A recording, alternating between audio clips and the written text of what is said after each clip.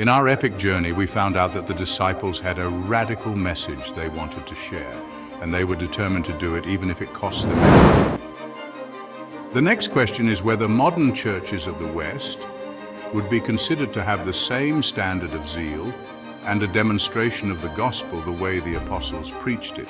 In other words, would Christianity of today hold water to the Christianity in the 1st and 2nd centuries? Let's explore and find out.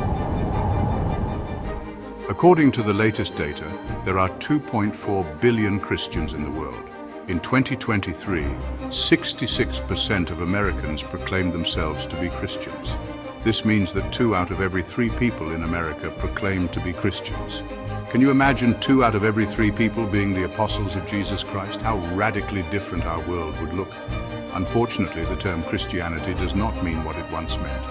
But we, as the modern followers of Christ, have the power and the responsibility to bring back the true essence of Christianity.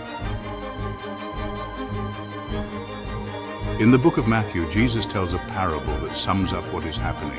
The story goes something like this. A farmer sows good seed in his field, but an enemy sows weeds among the wheat while his workers are sleeping. When the wheat sprouts and produces grain, the weeds called tares also appear. The farmer's workers ask if they should pull out the tares, but he says no. He tells them to let the tares and wheat grow together until harvest. At harvest time, he will tell the harvesters to gather the weeds first and burn them, and then gather the wheat and put it into his barn. The meaning of this parable is deeply troubling for those who claim the name of Christ but are not truly Christians. The parable tells us that there are many who will have an identity with Christianity but overall will not look the same as the ancient Christian individual. Christians are generally characterized as those who have accepted Christ as the Lord of their lives, recognize the gospel as the one way to ultimate peace and salvation, and speak truth in a loving and honest manner.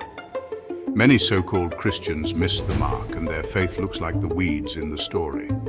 Overall, many churches would pass the test as being the disciples of Christ, but I fear that far more would not. Granted, we are on a completely different mission than the early Christians. However, the gospel has not changed, and the commission is still in effect.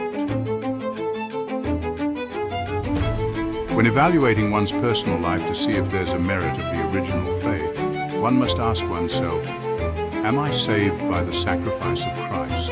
And am I living out the precepts and principles taught to me in the scriptures? Are these things that I hold dear, or are they optional? One of the most terrifying scriptures in the Bible is Jesus telling people on Judgment Day that he doesn't know them, that they've committed their life to a false Christianity, not that of the apostles, and that Jesus had no relationship in any of the ministry that they're doing. As you listen to this, you must ask yourself this question: am I a part of the wheat or part of the tares?